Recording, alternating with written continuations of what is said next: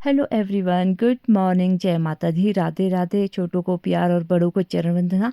तो देखिए, आज मैं दिखा रही हूँ आपको डैफोडिल, जिसको हिंदी में नरगिस का फूल भी कहा जाता है। तो ये बहुत ही खुशबूदार फूल होता है। तो और साथ में देखिए मॉर्निंग ग्लोरी। तो आज मैं अपने बगीचे में आई हूँ। तो यहाँ पे ये जो फ्लावर थे या कुछ सब्जियाँ हैं, उसके बारे में दिखा रही हूँ। अपने जो मेरा छोटा सा किचन गार्डन है, छोटी सी बगिया है, तो अपने गार्डन का अपडेट दे रही हूँ। तो ये देखिए कितना प्यारा सा और कितना खुशबूदार फूल होता है, जो हमारे यहाँ पे सर्दी में खिलता है। तो फ्रेंड्स, आपको बता दूँ, जो ये डैफोडिल या नरगिस का फूल है, तो ये हमारे यहाँ पे सर्दी में बर्फ़ में भी खिलता है। ये एक ऐसा फूल है जो पहाड़ों पे बर्फ़ में भी खिलता है। तो देखिए, तो इस तरह से अगर इसको हम एक बारी लगा दें तो ये बहुत ही हार्डी प्लांट होता है। तो ये बिल्कुल फैल जाता है। तो इसके फूल अभी सर्दी से बसंत ऋतु तक आते हैं हमारे पहाड़ों पे। बाकी जगह का मुझे नहीं पता, पर जो हमारे यहाँ पे है, जैसे हमारे ठंडी जलवायु वाली जगह है, तो यहाँ पे आजकल इसकी फ्लावरिंग हो रही है। अभी हल्की हल्की फ्लावरिंग हो रही है। तो इनको तोड़ के ले जा रही हूँ सुबह सुबह अपने गुलदस्ते में लगाने के लिए, क्योंकि गुलदस्ते में ये बहुत ही अच्छे लगते हैं। साथ में इसकी जो खुशबू है, तो पूरे कमरे को महकाती है। तो फ्रेंड्स, जैसे हमने ये गुलदस्ते में लगाया होता है, तो इसमें जैसे ही कोई रूम में जाता है तो इतनी खुशबू आती है जैसे इत्र की तरह। तो ये जो मेरे पास नरगिस का फूल है, ये है देसी वैरायटी, क्योंकि हाइब्रिड का नहीं है, देसी वैरायटी है, और इसमें बहुत अच्छी खुशबू होती है। तो ये अब अलग अलग जैसे हाइब्रिड में भी मिलते हैं। तो देखिए, इसका जो बल्ब होता है, इसका जो बीज है, ये इस तरह से होता है, बिल्कुल प्याज की तरह। तो इसको अगर इसको पानी के पास लगा दो भाई, पूरे पानी वाली जगह में बहुत अच्छे से खिलता है। जैसे यहाँ पे भी ये पानी वाली जगह पे लगा है, बाहर गार्डन में। तो यहाँ पे बहुत खिलता है, बहुत फैलता है। तो ये है कि इसकी पत्तियाँ भी लुक वाइज बहुत अच्छी होती है, और जो इसके फूल है, ये तो खैर होते ही है लुक वाइज। तो ये देखिए, ये मेरे गार्डन में मॉर्निंग ग्लोरी का फूल खिल गया है। तो इसके सीड पॉट है, ये भी तैयार हो गए। तो देखिए किस तरह से डिफरेंट डिफरेंट है।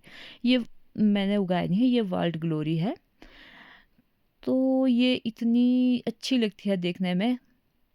तो आजकल हमारे यहाँ पे ये जो मॉर्निंग ग्लोरी के फूल है, बहुत अच्छे खिले हैं। तो ये देखिए कद्दू का फूल, वाह, सुबह सुबह मतलब खेत में आकर फूल और सब्जी को देखे तो दिल बहुत खुश होता है। तो ग्लोरी के फूल बहुत ही ज़्यादा अच्छे लग रहे हैं। और ये देखिए, इसका सीड तैयार हो गया। इसके सीड पॉट में इस तरह से इसका सीड होता है, जो हमारे यहाँ पे वर्ल्ड ग्लोरी होती है। अच्छा, और ये मेरे गार्डन में करेले। तो देखिए, करेले भी मतलब बहुत मुश्किल करके डेवलप हो रहे हैं। अब जब थोड़ा सा मौसम ठीक हुआ, तो बारिश की वजह से बिल्कुल भी डेवलप नहीं हो रहे थे करेले, चाहे कोई भी सब्जी जो मैंने लगाई है अपने गार्डन में, तो बिल्कुल भी डेवलप नहीं हो रहे थे। तो देखिए, इस तरह से येलो येलो हो रहे थे और गिर रहे थे। तो अब बहुत खुशी हो रही है कि इतने सारे करेले मतलब अच्छे से डेवलप हो रहे हैं, और बहुत जल्दी हार्वेस्ट करने को हो जाएंगे मेरे करेले। अभी 2-4 दिनों में हार्वेस्ट करूँगी इन करेलों को।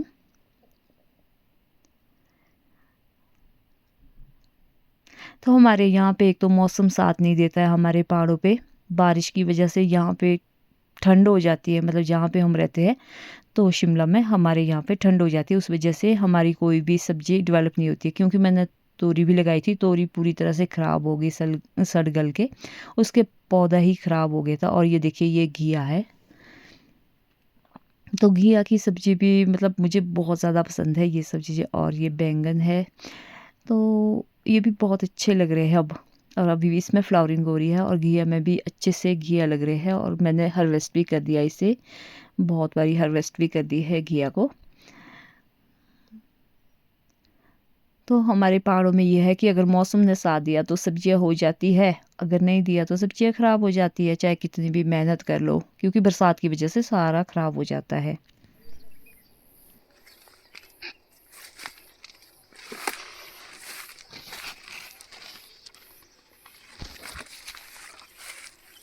तो देखिए ये कद्दू मेरा कितना बड़ा हो गया है।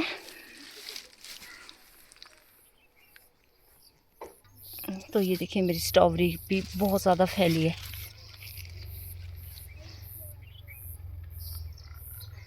तो मेरे किचन गार्डन में स्ट्रॉबेरी भी बहुत ही है।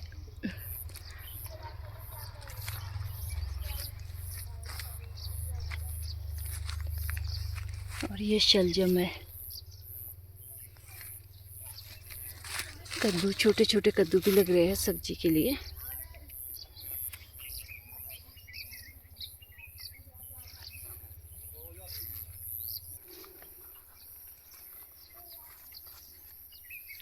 और ये जो है ये भी, इसकी भी सब्जी बनती है, जैसे छोटे छोटे कद्दू। और ये जो कद्दू की टीफ है इसकी भी बहुत टेस्टी सब्जी बनती है। कद्दू तो अभी बहुत लग रहे हैं छोटे छोटे से।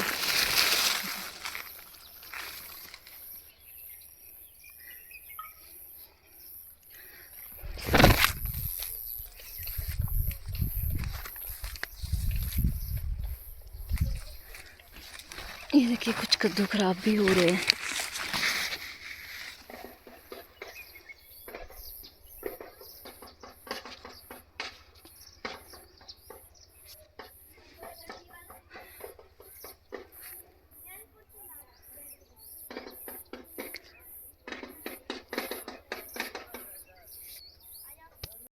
यहाँ पे भी देखिए कितना बड़ा हो गया मेरा कद्दू।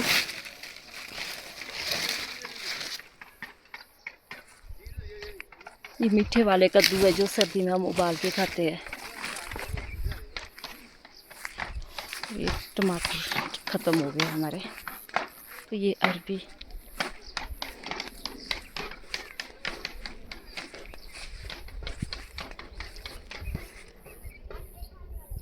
कद्दू तो बहुत ज़्यादा लग रहे हैं अब।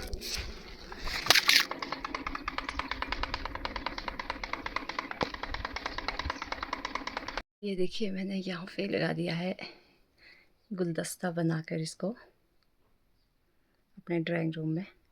तो इसकी बहुत ही मनमोहक खुशबू आएगी। और ये साथ में ये एक फ्लावर की तरह ही मतलब लुक देता है, पर बट ये सूखा है। तो ये देखिए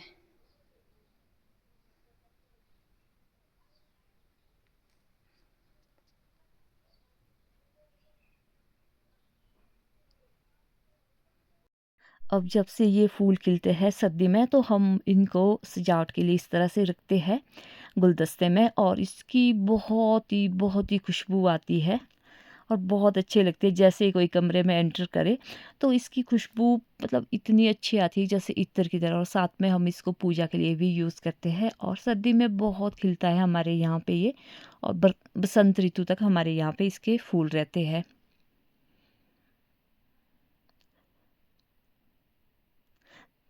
ये देखिए ये भी मैंने लगाया है यहाँ पे अपने ड्राइंग रूम में क्रिसमस ट्री।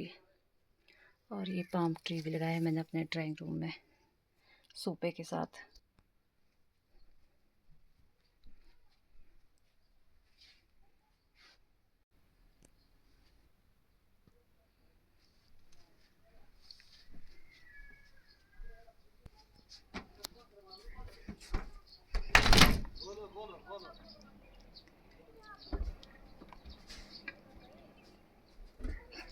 और कुछ प्लांट मैंने, ये देखो क्रूटन प्लांट और ये क्रेसुला और मनी प्लांट ये लगाए हैं मैंने यहाँ पे अपने बरामदे में। ये हमारा बरामदा है।